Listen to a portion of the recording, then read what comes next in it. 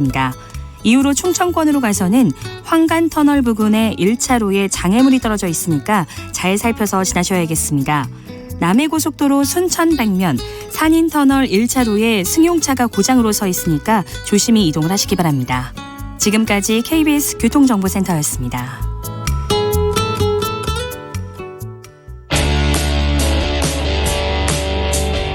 김경래의 최강시사는 여러분의 참여를 기다립니다. 샵 9730으로 문자메시지를 보내주세요. 짧은 문자 50원, 긴 문자 100원. 콩으로는 무료로 참여하실 수 있습니다. 그게 언제죠? 아이고 죄송합니다. 제가 손님이 오셔가지고 잡담을 하다가 시간을 놓쳤습니다. 오늘은 바른미래당 오랜만에 한번 모셨습니다.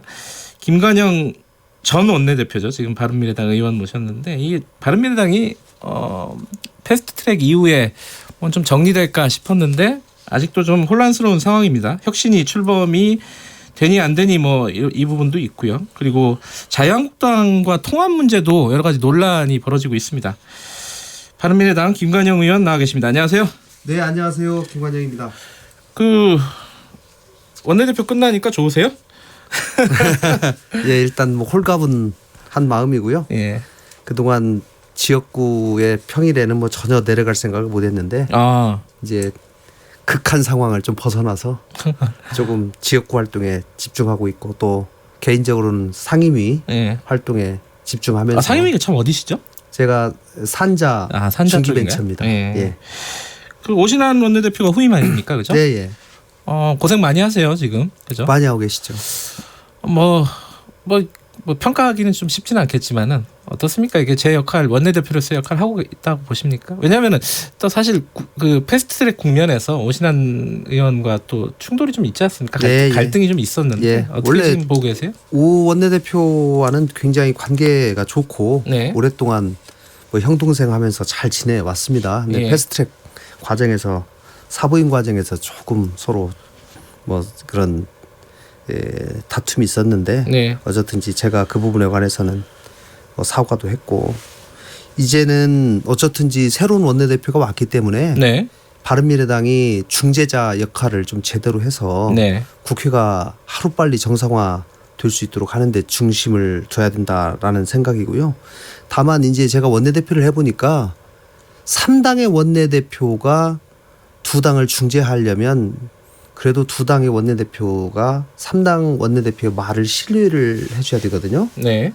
그리고 이 양반이 중재하는 안이 그래도 우리 당에 그렇게 해가 되지 않고 믿을만하다라는 그런 믿음을 가져야 되는데 아직 그러기에는 좀 시간이 지금 한 달 남짓됐기 때문에 조금 빠르지 않은가 싶고 그러기 위해서는 원내대표 간의 긴밀한 많은 대화 또 소통이 전제가 돼야 되기 때문에 그런 점에서 아마 오신환 대표께서도 굉장히 어려움을 겪을 것이라고 생각합니다.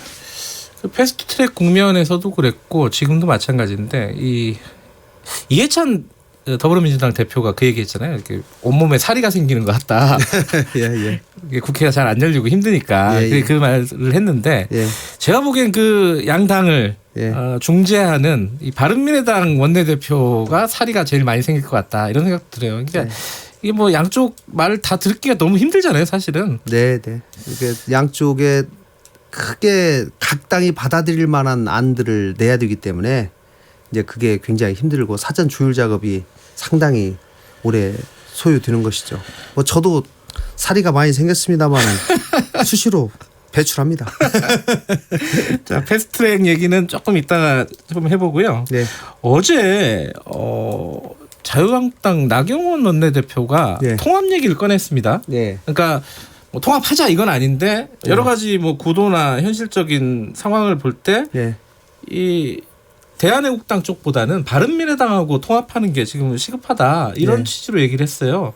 어떻게 받아들이고 계십니까? 자유한국당의 원내대표로서는 그렇게 하는 것이 표에 도움이 된다고 생각하겠죠. 그리고 자한당이 그래도 국민에게 보수가 어느 정도 조금이라도 개혁하고 있다라고 하는 것을 보여줄 수 있는 상징은 바른미래당과의 통합이라고 이분들은 생각하는 것 같아요. 그러니까 자기 스스로 개혁하거나 바꾸려고 하는 생각을 하기보다는 네. 지금 자한당 스스로 뭐를 변신하거나 개혁하기는 지금 쉽지 않은 상황인 것 같습니다. 그렇기 때문에 바른미래당과 통합하는 것을 보여줌으로써 국민들께 뭐를 보여주는 것으로 자꾸 생각을 하는데 이것은 바른미래당의 상황을 몰라도 네. 한참 모르는 것이다. 그리고 제가 원내대표 그만두면서 예.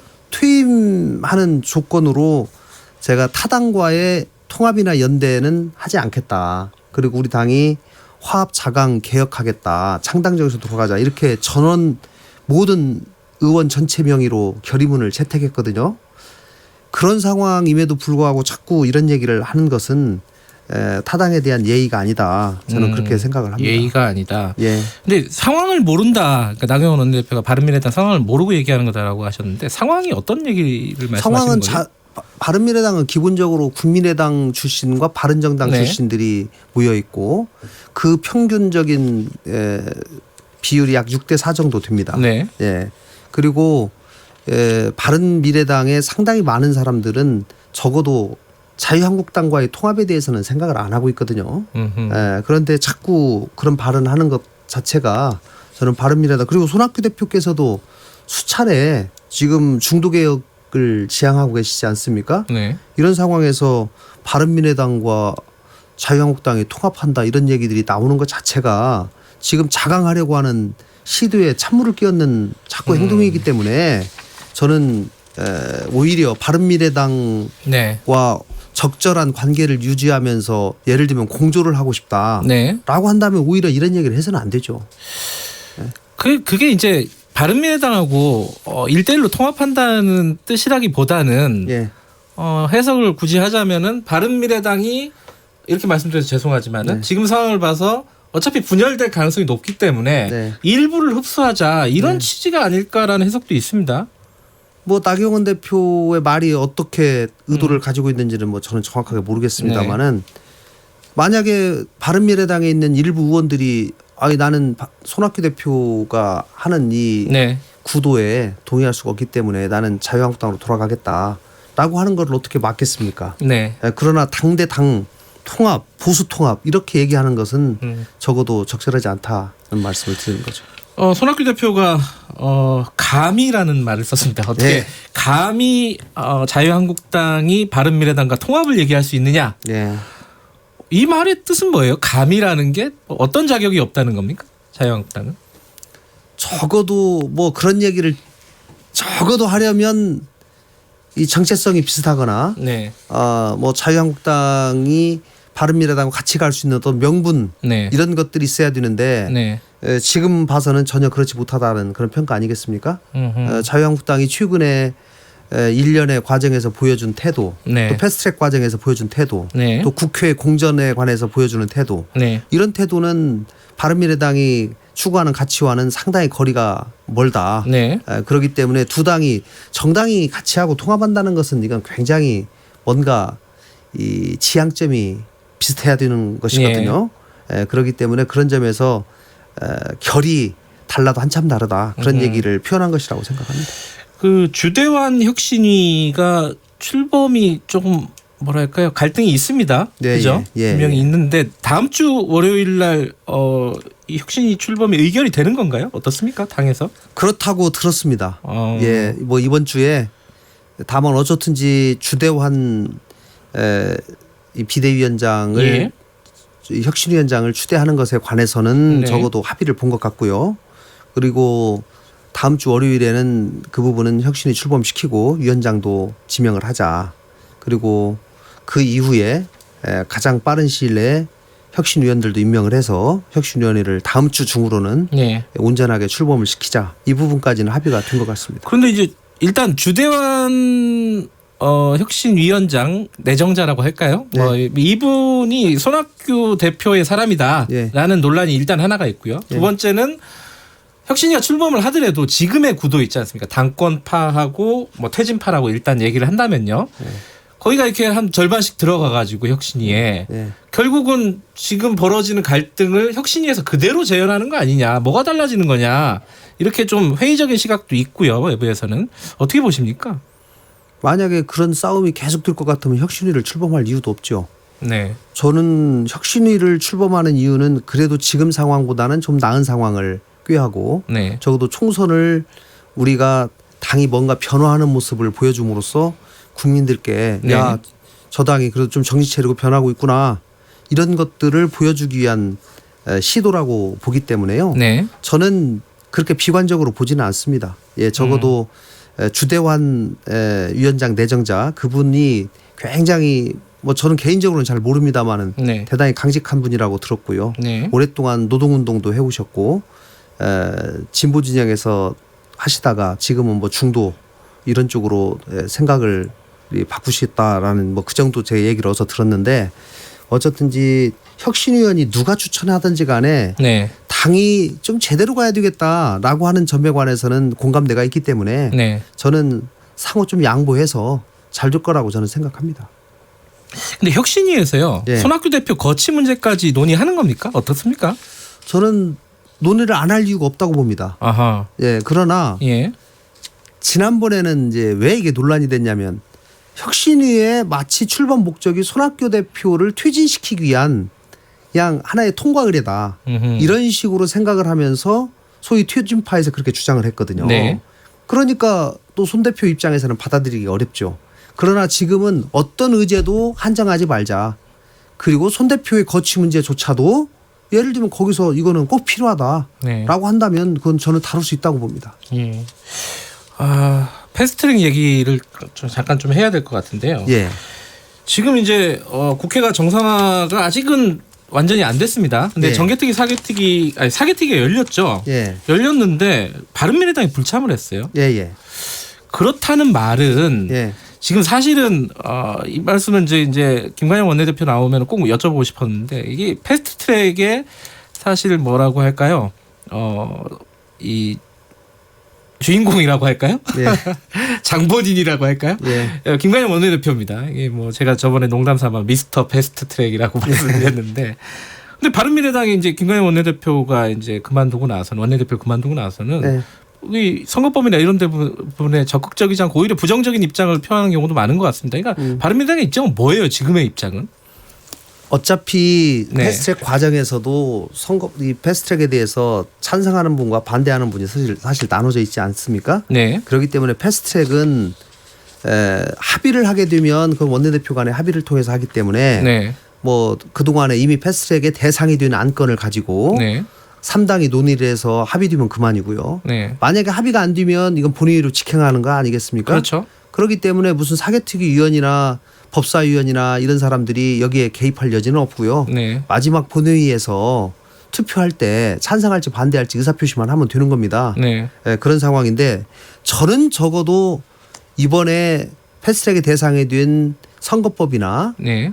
검경 수사권 조정안, 공수처법안 예. 이 부분에 관해서는 여야 간에 합의 처리하는 것이 가장 바람직하다라고 그렇겠죠. 하는 생각을 네. 가지고 있고 그럴 가능성이 저는 상당히 있다고 생각을 합니다. 그렇기 때문에 그 부분도 우리가 열린 마음으로 내놓고 국회가 정상화된다고 하면 네. 그다음부터는 충분히 저는 논의가 가능하다. 그리고 제가 당시에 패스트트랙을 직접 하기 직전 또 한 직후에도 나경원 대표도 당시에 홍영표 대표 등과 충분히 얘기를 하면서 네. 패스트트랙이 되더라도 이거는 서로 협상을 해서 합의 처리하는 과정으로 가기 위한 절차다. 이런 얘기를 누차례 했는데요. 예. 뭐 저는 그런 과정을 거칠 거라고 봅니다. 지금 안이 바로 본회의로 직행되기 전에 합의 처리가 될 가능성이 있다고 보시는데, 근데 객관적으로는 안 그런 것 같은데 이게 김관영 원내대표, 전 의원의 네. 어떤 희망, 소망 이런 거 아닌가요? 지금 국회도 못 열리고 있고 이런 네. 부분에 대해서 자유한국당 입장은 굉장히 강고한데 반대 입장이. 정치라는 게 뭐 네. 생물 아닙니까? 네. 지금은 어려울 것 같아도 일단 만약에 패스트트랙이 그대로 맞으면 신속한건 처리 절차가 끝까지 돼가지고 270일 후에 네. 본회의장에서 그대로 표결된다. 네.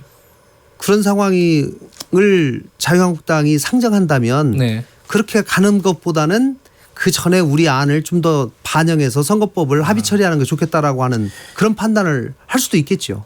아니 본회의로 지켜가면 부결될 거다라고 생각하니까 그렇게 가자는 거 아닌가요? 아니야 그건 그냥 판단의 문제죠. 그러니까 예. 진짜 가만히 놔두면 부결될 것 같으면 뭐 그런 노력은 안 할 것이고 예. 아 이거 잘못하면 통과되겠다 싶으면 또 하겠죠. 네. 예.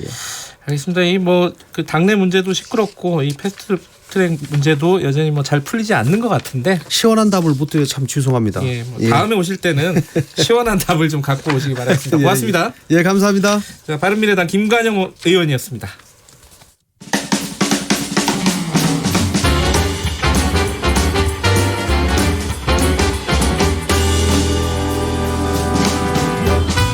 여러분의 아침을 책임집니다. 김경래의 최강 시사. 네, 매주 금요일 한 주간의 이슈를 기사로 정리하는 시간입니다. 여론의 민낯 빅커뮤니케이션 전민기 팀장 오늘도 나와 계십니다. 안녕하세요. 네, 반갑습니다. 전민기입니다. 가장 많이 본 기사가 뭘까요? 그 아시아경제 기사고요. 구독자 300만 감스트 외질의 NS 남순 성희롱 생방송 파문 이겁니다. 관련 두 개 기사가 100만 명이 봤는데 이 사람들이 그 유명한 인터넷 방송 진행자들입니다. BJ들. 유명한 사람들은 맞아요? 저도 잘 모르겠더라고요. 굉장히 유명하죠. 그래요? 감스트 아하. 같은 경우는 최근에 그 축구 중계도 국가대표 것도 타 방송사에서 했을 정도고요. 근데 이제 문제는 이날 이 사람들이 당연하지라는 게임했는데 여기서 뭐 성행위나 자위 이런 특정 비속어를 여과 없이 방송하면서 굉장히 좀 논란이 돼서 지금 많은 분들이 보고 계시고요.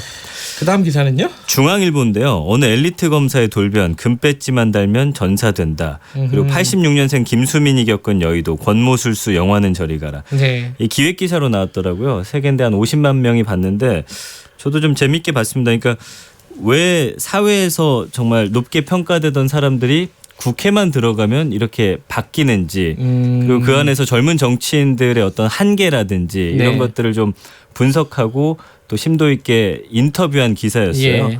그러니까 호모 여의도쿠스라는 그 말로써 정치권에 들어오면 이런 진화 과정이 거치게 되면 네. 막말을 쏟아내고 관심받기 위한 무언가를 해야 된다. 뭐 이런 예. 식의 기사였습니다. 저도 읽어봤는데 굉장히 흥미롭더라고요. 재밌더라고요. 예. 근데 이제 본인들의 책임은 좀 빠진 것 같아갖고 그게 좀 아쉽더라고요. 이게 국회에 대해서 이렇게 비판은 하는데 그렇죠. 본인들은 뭐 했냐 지금까지 이런 네. 느낌은 조금 있었어요 기사가. 어쨌든 예, 재밌게 읽었고요 저도. 네. 고유정 그 사건 관련돼서 기사도 많았죠. 예, 이거는 뭐 진짜 한 3주째 계속해서 계속 뜨거운 근데 이슈입니다. 좀 지나치게 많다는 너무 느낌도 많습니다. 있어요. 예. 예. 한국경제 같은 경우도 지금 고유정 전 남편 추정 유해 발견 그다음에 아들 죽은 지 두어 달 만에 노래방 간 것도 의문이다. 45만 건인데 이제는 현재 남편을 또 이제 끌고 들어와서 언론이 이제 인터뷰 통해서 이 고유정이라는 사람에 대해서 지금 계속 다각도로 조명하고 있고요. 네.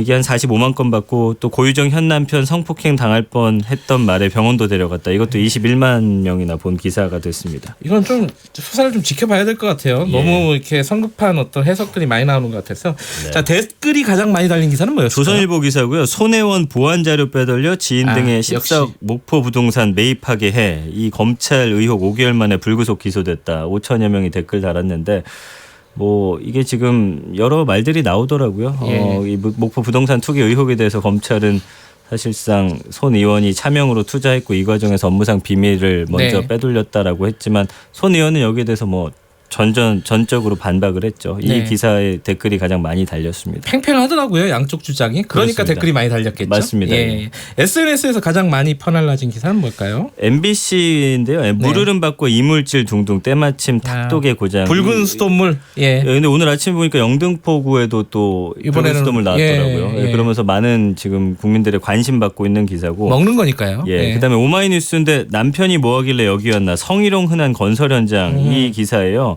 그러니까 대부분 건설 현장에 남성 노동자가 압도적으로 많다 보니까 남성 산업으로 인식되기 쉬운데 여기 여성분들도 많다는 있어요. 거예요. 예. 꽤 있어요. 건설 근데 현장에. 환경이 굉장히 좋지 않다고 합니다. 그렇죠. 화장실도 없고. 예, 여기서 일하면 뭐 남자가 남자 구실 못해서 여기서 일하시느냐 뭐 이런 식으로 성희롱 같은 거 굉장히 많이 한다고 합니다. 네, 알겠습니다. 한 주간에 이런 기사들을 여러분들이 많이 보셨군요. 고맙습니다. 감사합니다. 여론의 민낯 빅커뮤니케이션 전민기 팀장이었습니다. KBS 1라디오 김경래 최강시사 1부는 여기까지 하겠습니다. 잠시 후 뉴스 듣고 8시 5분에 최고의 정치로 돌아옵니다.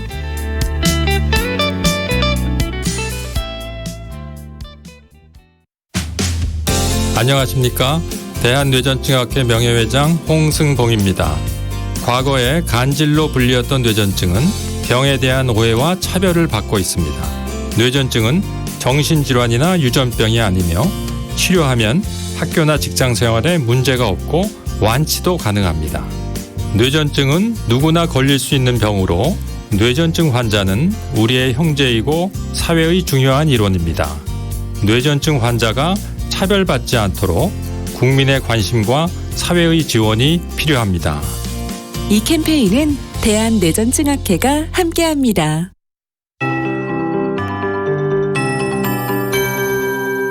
KBS 58분 날씨. 일요일까지 비나 소나기가 자주 지나겠습니다. 오늘은 중부지방과 경상도 중심으로 낮부터 밤 사이에 비가 지나겠고요. 강원 영서가 10에서 50, 그 밖에 서울 경기 등 나머지 지역 5에서 20mm입니다. 내일은 주말이자 또 절기 하지이기도 한데요. 충청과 남부를 중심으로 내일 낮부터 가끔 비 소식이 있고요. 전라도는 모레 새벽까지 이어집니다. 또 모레 일요일 오후에도 내륙에는 곳에 따라 소나기가 한 차례 더 지나겠습니다. 이번 비는 주로 대기 불안정에 의한 소나기나 기압골에 의한 비인데요. 장맛비, 장마 전선의 영향을 본격적으로 받게 되는 장맛비는 다음 주 수요일과 목요일경 예상이 됩니다. 다음 주 중반으로 보통 평년보다는 조금은 늦게 시작이 되는 장마가 되겠고요. 본격 장마는 7월 초부터 이어질 전망입니다. 우선 다음 주에는 제주와 경남, 전남을 중심으로 장맛비가 내릴 것으로 예상됩니다. 기온 분포를 보면 오늘 동풍의 영향을 받는 동해안, 강릉 23도 등으로 일요일까지는 선선한데요. 서울은 26도 정도, 어제보다는 좀 떨어지고 습도가 높아지면서 좀 후텁지근합니다. 다른 지역은 30도 이상 기온이 오르는 곳도 있어서 세종, 대전, 광주 30도, 대구도 32도로 덥겠습니다. 토요일과 일요일은 중부지방이 더 더워서 서울 29도 등을 예상하고 있고요. 미세먼지 농도 오늘 영남이 좀 나쁘겠습니다. 지금 서울 기온 21도입니다. 최영우입니다.